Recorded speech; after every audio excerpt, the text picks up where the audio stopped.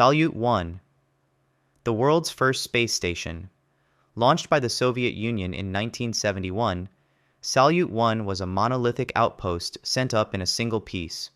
Its first crewed mission, Soyuz 10, failed to dock successfully.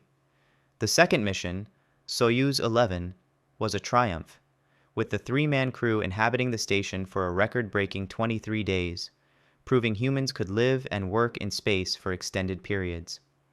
The mission ended in tragedy, however, when the Soyuz 11 crew perished during their return to Earth due to a capsule depressurization. Skylab, America's first and only solo space station. In a brilliant act of recycling, Skylab was built from a converted upper stage of a Saturn V rocket. Launched in 1973, it was damaged during ascent, losing one solar array and its micrometeoroid shield, which also served as a thermal shield. The first crew had to perform a daring spacewalk to repair the station, a testament to human ingenuity. Its massive interior volume allowed for groundbreaking medical experiments on long-duration spaceflight, and it served as a powerful solar observatory. It hosted 3 crews before its orbit decayed, and it burned up over Australia in 1979. Salyut program. This was the successful follow-on program that established the Soviet Union as the master of long-duration spaceflight. The series was split into 2 types: civilian scientific stations and top-secret military reconnaissance stations, which were disguised with Salyut designations. These stations, though plagued by early failures, allowed cosmonauts to progressively break human endurance records, master cargo resupply missions, and learn how to conduct complex work in orbit, paving the direct path to Mir.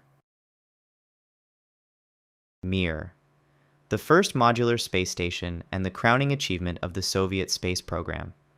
Launched in 1986, Mir began as a single core module. Over the next decade, 5 more science modules were added, creating a large, complex orbital outpost. It held the record for the longest continuous human presence in space for 10 years, surviving fires, collisions, and the collapse of the Soviet Union itself.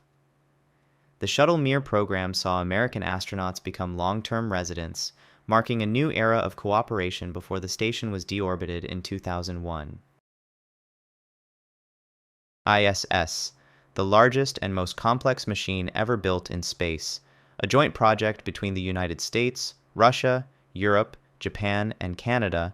The ISS is the pinnacle of international cooperation in science and engineering. Assembly began in 1998, and it has been continuously inhabited by a multinational crew since November 2000. The size of a football field, this orbiting laboratory is dedicated to scientific research in a microgravity environment, testing technologies for future deep space missions and serving as a symbol of peaceful collaboration. Tiangong 1 and Tiangong 2, China's prototype space stations. These were not permanent outposts, but smaller, single-module, heavenly palaces designed as test beds.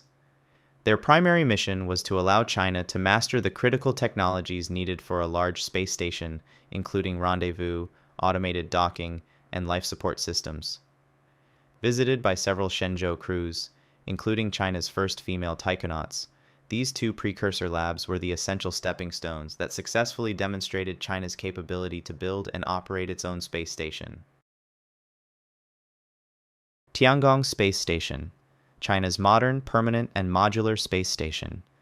Construction began in 2021, and the station is a T-shaped design similar in concept to Mir, consisting of a core module and 2 laboratory modules.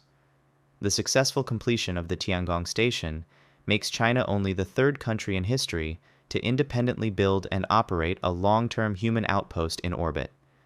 It now serves as the primary platform for Chinese national science experiments and is open to international collaboration on China's terms. Future stations. The next generation of space stations will be fundamentally different. The Lunar Gateway will not be in low Earth orbit, but in orbit around the Moon. It is a small, minimalist outpost designed to serve as a staging point for the Artemis missions, a command center and waypoint for astronauts traveling to and from the lunar surface. In Earth orbit, the future is commercial.